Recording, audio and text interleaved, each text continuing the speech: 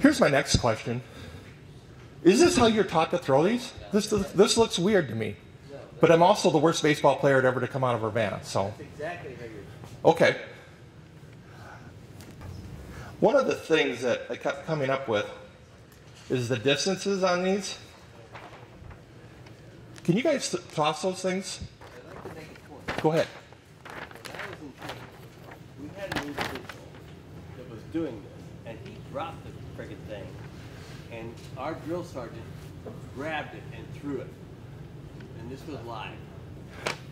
So, actually, 5 seconds is a good number or not? I don't remember the time on it.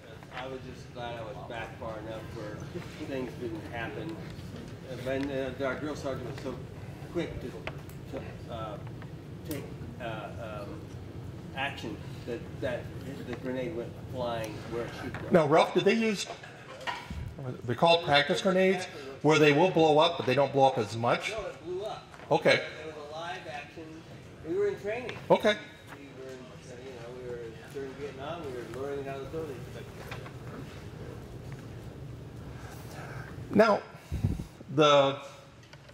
these are, I said earlier, fragmentation grenades, which means they break into roughly 40 pieces. But again, on the internet, I found where they said thousands of pieces. It's that, again, you got to find other sources. They're typically a 4x8, no, excuse me, a 5x8 crisscross section where they'll break apart. The German one is just an explosive. If it's in a room, a confined area where the pressure is what hurts you so much. It's not that that little tin can is going to cut you. Yes, it will, but generally that's not what's going to kill you. It's the pressure. It's called overpressure, is what kills you. That's why the German, go ahead. Concussion, thank you. That's why the Germans actually out in the open had to develop the fragmentation caps for them. Also, another thing with what the Germans had to do is that if you had a typical stick grenade when you were on the east coast or east front, they wouldn't work. They were too cold. The fuses and then the powder itself would not ignite. So eventually, on a collecting page is where I found this out, they would have K for, a mark with just a K for kalt, I think is cold for German. Okay, thank you, whoever.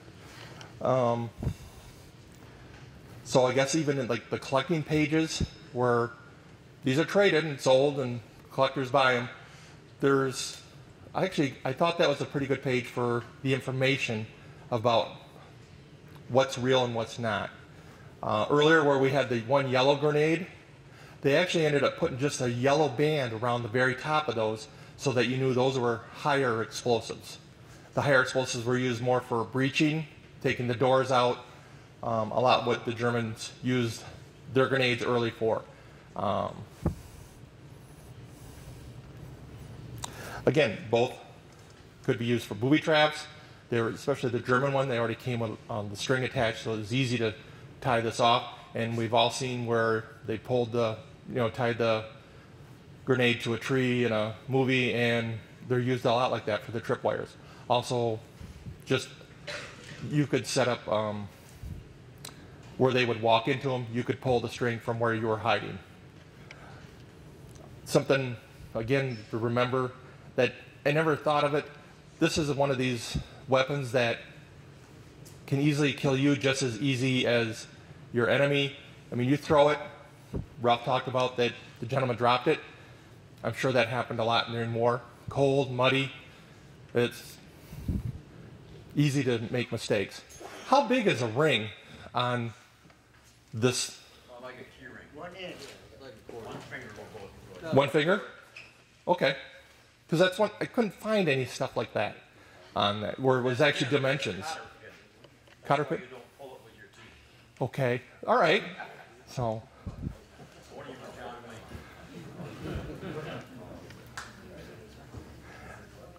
And even our mothers would, especially in my house, cookies never lasted long. So around the cookie jar, my mom would have had that for my brother and I. We were always, as soon as they're made, they were gone. So if she could have done something like that, she would have. So, actually, that's about what I learned in a few hours of reading just page after page on the internet. But you do have other first sources here to talk to. Yeah. Didn't they nickname the German grenade the potato masher? Found that a lot. I should have actually put that on there, especially from World War I. That I was told that, not told, but read that. Any other points, especially things that are important that these young people could learn from? You mentioned the cold. Was there a difference in the jungle climates and the higher climates? Were there other things, moisture or things of that nature? That I don't know. There probably is, but with the information I found that on was a collector's page, and that they just talked about the K, and that's what it was for, and it was basically just one line.